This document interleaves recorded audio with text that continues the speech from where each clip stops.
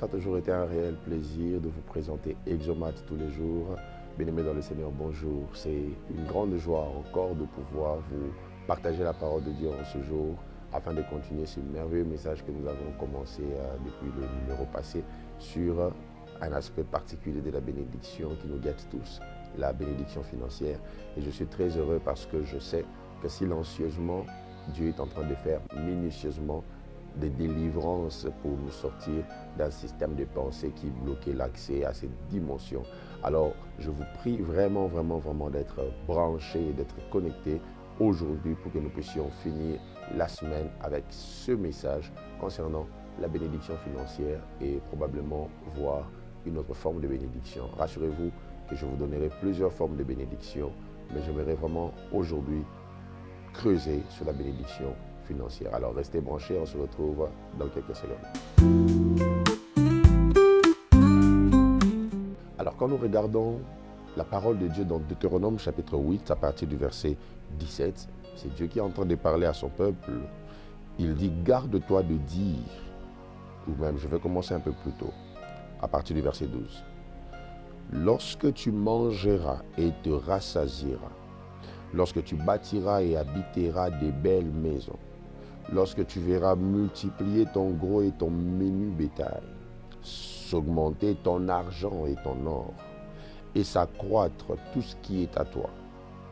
Prends garde que ton cœur ne s'enfle et que tu n'oublies l'Éternel, ton Dieu, qui t'a fait sortir du pays d'Égypte, de la maison de servitude, qui t'a fait marcher dans ce grand et affreux désert, où il y a des serpents brûlants et des scorpions, dans les lieux arides et sans eau, et qui a fait jaillir pour toi de l'eau du rocher le plus dur, qui t'a fait manger dans le désert la manne inconnue à tes pères, afin de t'humilier et de t'éprouver, pour te faire ensuite du bien.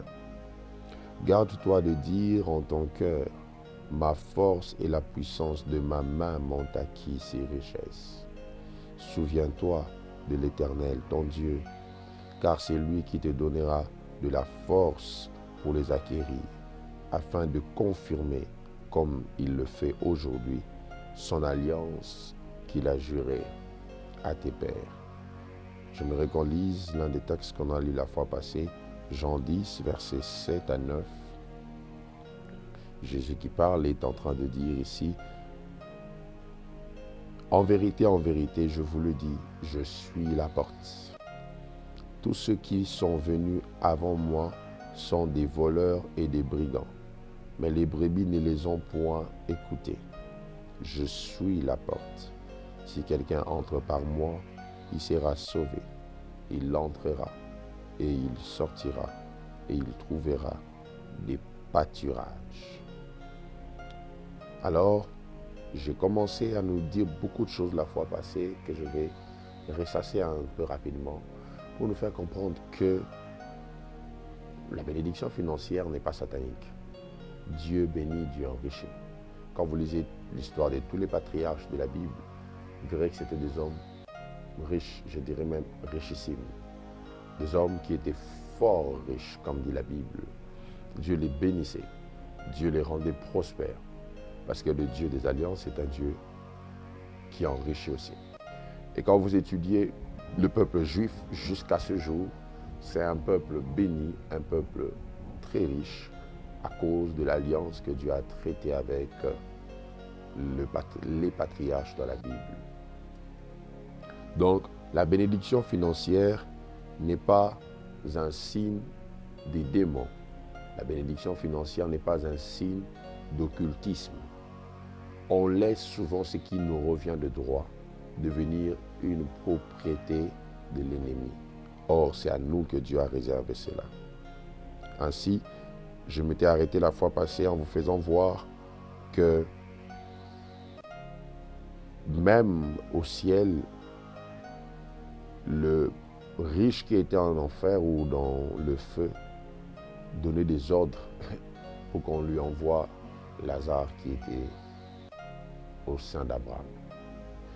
Je vais essayer d'avancer aujourd'hui parce que très souvent quand il s'agit du domaine de la richesse, on, on confond, ou soit on nommait les principes qui régissent le fonctionnement de ce domaine.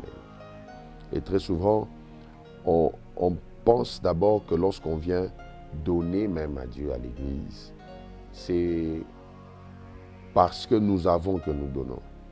Non, sachez ceci. On ne donne pas parce qu'on a, mais on donne à Dieu parce qu'on veut avoir. Derrière le principe du donner, l'idée, c'est que tout ce que nous avons vient de lui. Qu'est-ce que l'homme peut avoir qui ne soit venu de Dieu? Rien. Donc quand nous donnons, même quand tu donnes ton talent, ta force, ta voix à chanter, c'est parce que ce que tu donnes vient de Dieu. Donc, l'Église ne donne pas les offrandes à Jésus parce que Jésus manque, mais plutôt parce que tout ce que nous avons vient de lui. C'est comme lorsque une femme fait un cadeau à son mari. En fait, c'est comme si elle lui remettait quelque chose qu'elle a reçu de lui, parce que tout ce que nous avons vient de Dieu. Pourquoi je dis cela? Parce que Christ, qui est l'époux de l'Église, n'a pas seulement donné, mais il s'est donné lui-même pour nous. Et nous devons être capables de donner et de nous donner pour lui. Voilà pourquoi, même lorsqu'il ressuscite dans un corps glorieux, il ressuscite pour nous prouver combien il s'est donné. Il a gardé les cicatrices de la croix pour nous montrer qu'il avait fait cela pour notre bien. Alors, j'aimerais que vous sachiez que lorsqu'on vous dit de donner, parce qu'après avoir donné, vous allez recevoir beaucoup, c'est déjà une mauvaise manière de vous présenter les données qui va vous frustrer quand vous ne verrez pas le rendement dans ce sens-là. Je ne suis pas en train de dire ici que quand on donne à Dieu, Dieu ne nous redonne pas, non. Mais ce n'est pas l'intention avec laquelle on donne. On donne à Dieu parce qu'on aime Dieu. Voici. Notre problème qu'il y a autour de ce message sur la bénédiction financière, c'est ce qu'on appelle l'évangile de la prospérité, tiré de 3 Jean, verset 2, où Jean dit à Gaius, je souhaite que tu prospères à tous égards et que tu sois en bonne santé, comme prospère l'état de ton âme. On a fait sortir là ce qu'on appelle l'évangile de la prospérité. J'aimerais que vous entendiez ce que vous le reteniez. Il n'existe pas un évangile de la prospérité, mais l'évangile de Jésus-Christ fait prospérer. Je répète, l'évangile de la prospérité n'existe pas, mais l'évangile de Jésus fait prospérer. Voici quelques vérités. La pauvreté n'est pas d'abord un manque d'argent, mais c'est le manque d'intelligence sur l'argent. Quand on dit que vous êtes pauvre, ça ne veut pas dire que vous n'avez rien. Ça veut dire que vous n'avez pas l'intelligence sur ce que vous avez. Il y a des pauvres qui ont de l'argent en banque, mais ils sont pauvres. La pauvreté ou la richesse, c'est un état d'esprit. Ce n'est pas d'abord ce que vous avez, mais c'est votre état d'esprit, votre manière de réfléchir sur ce que Dieu met entre vos mains.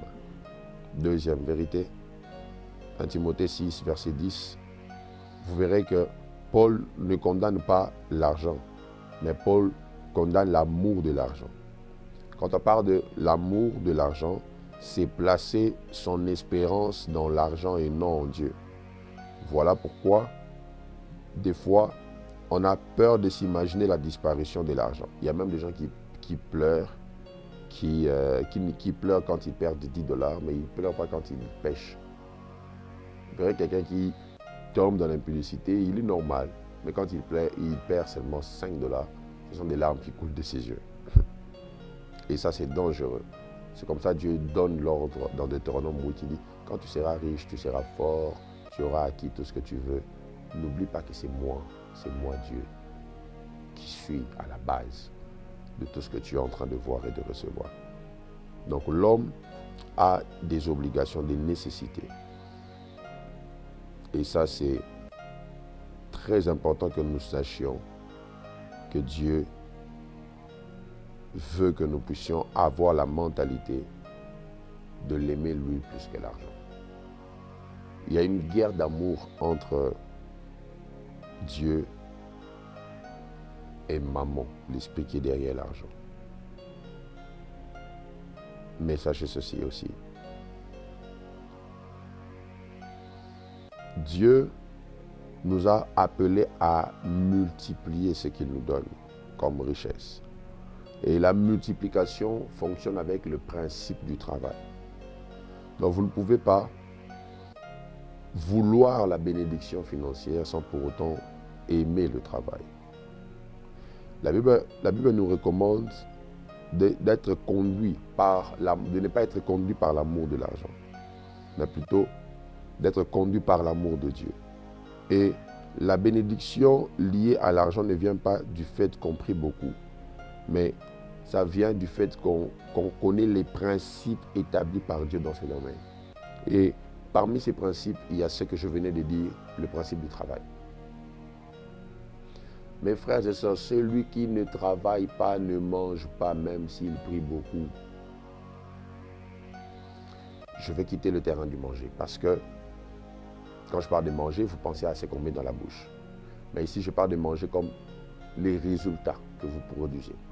Parce que s'il faut parler du manger qu'on met à la bouche, là, on est encore à la dimension de la malédiction. Parce que lorsque Dieu a maudit l'homme, il a dit, c'est à la sueur de ton front que tu auras à manger. Donc, la malédiction a emmené la transpiration pour avoir à manger. Souvent, on se pose la question, est-ce que la croix de Jésus a aboli cette malédiction? Oui. Avec la croix, on ne transpire plus pour manger. Jésus dit, les oiseaux ne transpirent pas, ils font rien, mais Dieu sait qu'ils ont besoin de manger. Dieu leur donne à manger. La malédiction d'Éden est tombée par l'œuvre de la croix. Cela veut dire, je vous parlerai des malédictions après la bénédiction, ne vous en faites pas. Cela veut dire si, jusqu'aujourd'hui, pour que tu aies de quoi mettre dans ta bouche, tu dois transpirer, ça peut être un signe de malédiction. Sauf si c'est une épreuve par laquelle Dieu vous fait passer. J'aimerais donner cet équilibre. Il y a des épreuves comme ça, je suis passé par ça, des moments où tu découvres vraiment le psaume 23 qui dit « L'Éternel est mon berger, je ne manquerai de rien. » Donc, tu es là, tu n'as rien, et à 22h, 23h, tu trouves un pain. Je sais, ça ce sont des épreuves et par la grâce de Dieu, nous sommes passés par là. Mais quand toute ta vie, tu dois transpirer pour avoir à manger, ça peut être un signe de malédiction. Je ne parle pas de malédiction aujourd'hui. Donc, le travail procure l'abondance et la richesse est liée au travail. Matthieu 25 donne la parabole du semeur, plutôt des talents. Le maître donne des talents. Et quand il est parti, celui qui avait reçu un talent ou une bénédiction n'a pas travaillé ce talent-là. Et le maître a arraché ce talent-là. Dieu attend que nous puissions travailler ce qu'il nous donne.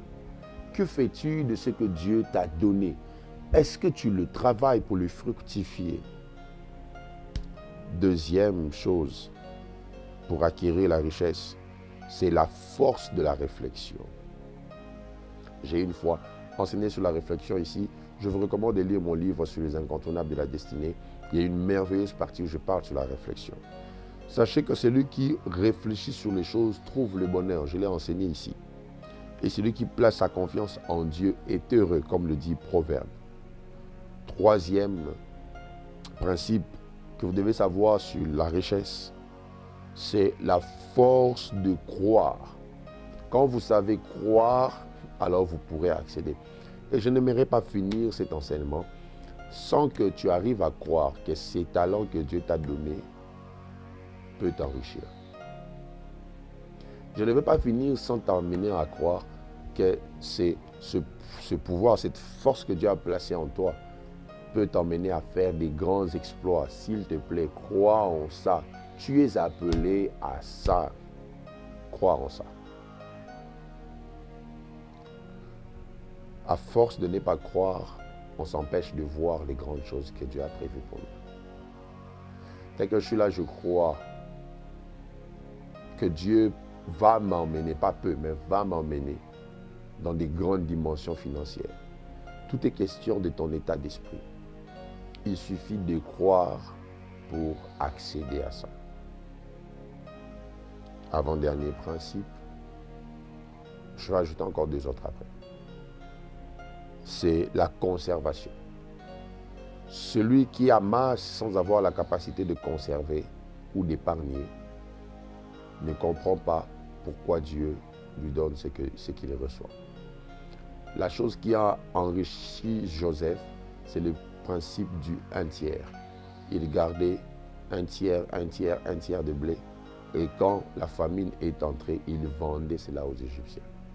L'intelligence, un jour, je le répète encore, je vous parlerai sur l'intelligence financière. L'intelligence que vous mettez derrière les finances vous permet de ne pas être un gaspilleur, mais de pouvoir garder.